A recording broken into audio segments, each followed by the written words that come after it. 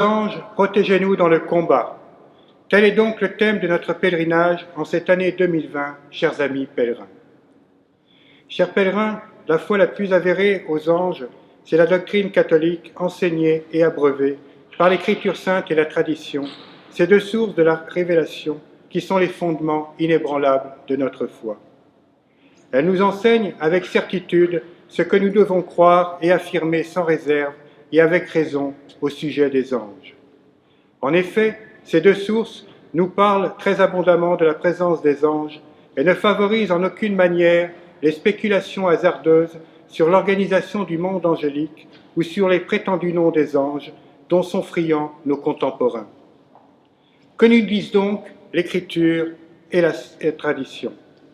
Un prédicateur aussi facétieux que sérieux faisait plaisamment remarquer que si nous voulions effacer la présence des anges dans l'Écriture sainte, il nous faudrait en arracher une page sur deux.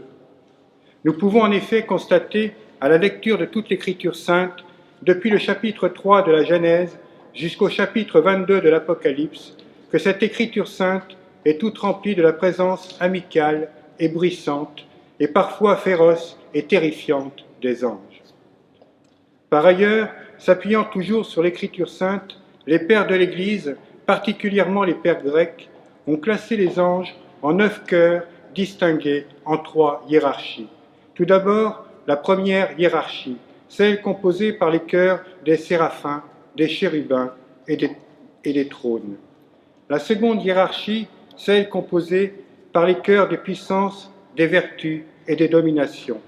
Enfin, la troisième hiérarchie, celle composée par les chœurs des principautés, des archanges et des anges. Cette classification nous est déjà très familière à cause des préfaces de la Sainte Messe. L'Écriture sainte nous apprend aussi le nom propre de certains anges qui correspond à leur mission. Ainsi, par exemple, dans le livre de Tobie, l'ange qui permet la guérison de Tobie et la libération de Sarah est appelé Raphaël, c'est-à-dire Dieu guérit. Par ailleurs, n'oublions pas, chers pèlerins, ce premier corpus de la tradition qu'est notre credo, ce symbole des apôtres, dans lequel nous confessons que Dieu le Père est le créateur de l'univers visible et invisible.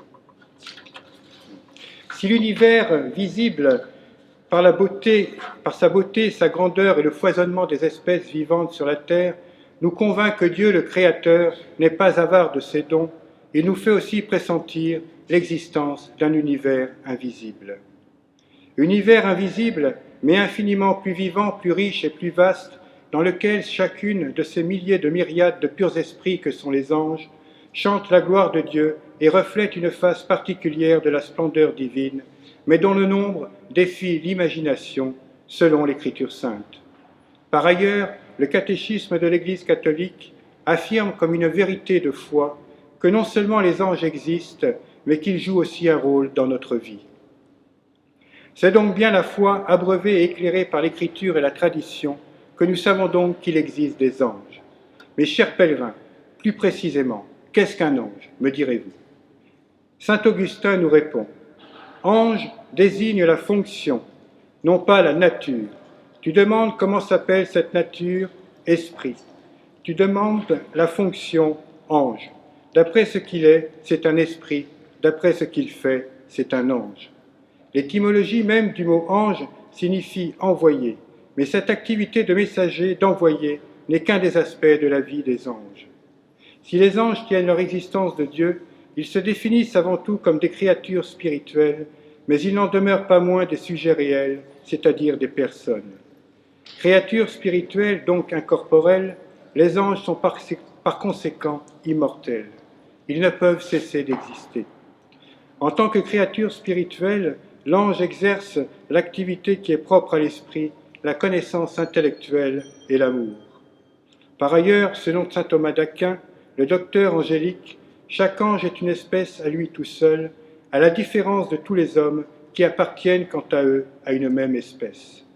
Pour être plus explicite, si un chef de chapitre et son pèlerin appartiennent à la même espèce, celle de l'homme, à contrario, dans le monde angélique, il y a autant de différences entre l'archange Saint Michel et l'archange Saint Raphaël qu'entre un lion et un aigle dans le monde animal.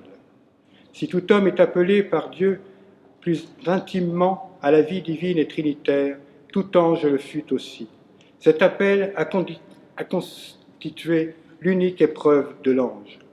Il dut alors choisir entre la beauté de sa propre nature de pur esprit, splendide reflet de Dieu, et l'oblation sans réserve de tout son amour pour Dieu, son Créateur, afin d'obtenir un surcroît de grâce pour participer de manière plus infinie à la vie divine et trinitaire.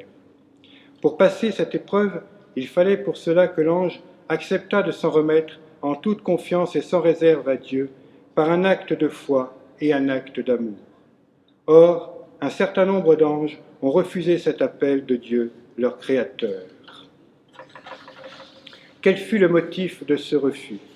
La foi nous enseigne que, se laissant séduire par leur propre beauté, certains anges lui ont refusé de la rapporter à Dieu qui en était la source.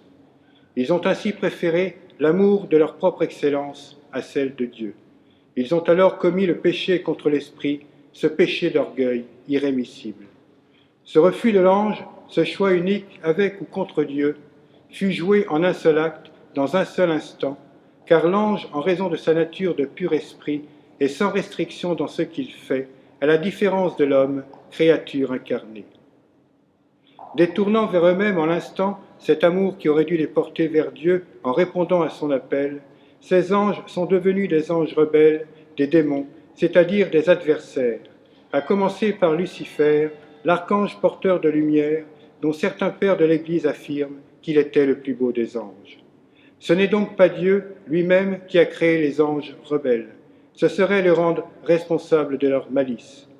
Désormais, figé dans ce refus de Dieu, l'ange rebelle ne veut plus être pardonné.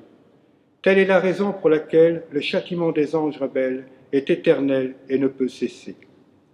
Mais tous les anges qui ont répondu dans la foi à cet appel de Dieu sont aussitôt entrés dans le bonheur du ciel et la vision béatifique. Ils sont ainsi devenus non seulement les bons anges, mais aussi comme des frères, des médiateurs bienveillants pour nous.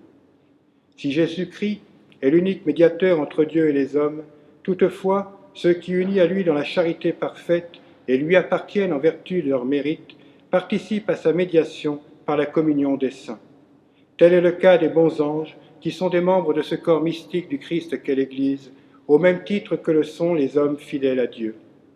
La médiation que l'ange exerce est à la fois ascendante et descendante. Dans la médiation ascendante, les anges font monter vers Dieu nos prières et nos sacrifices en les accréditant par leur propre mérite. Dans la médiation descendante, les anges, instruments de la providence divine, mettent tout en œuvre pour nous conduire au bonheur de l'union à Dieu par leur action bienfaisante et sanctifiante pour nous. Les bons anges sont ainsi pour nous des modèles et des exemples, nous enseignant à la fois la valeur de l'adoration de Dieu et du service envers le prochain. Ils exercent cette mission par amour pour Dieu et pour nous, ce qui nous oblige à un devoir de gratitude à leur égard. Ils peuvent nous suggérer de bonnes pensées, fortifier nos résolutions, apaiser nos tentations, car leur générosité à notre égard ne connaît pas de limite. Si seulement nous les aimions et les connaissions mieux, et si nous étions plus dociles à leurs constants murmures, notre bonheur serait indiciblement plus achevé, car dans chaque petite chose de notre vie, il y a toujours un bon ange. Chers amis pèlerins, les bons anges sont donc nos auxiliaires de premier rang dans le combat spirituel et temporel que nous avons à mener dans ce monde agité, incertain et apostat. Saints anges, protégez-nous dans le combat, ainsi fidèles à Dieu, avec vous nous resterons. Saints anges, défendez-nous, nos saints anges gardiens, veillez sur nous. Sainte Marie, Reine des anges, priez pour nous. Chers amis pèlerins, bon pèlerinage en compagnie des anges.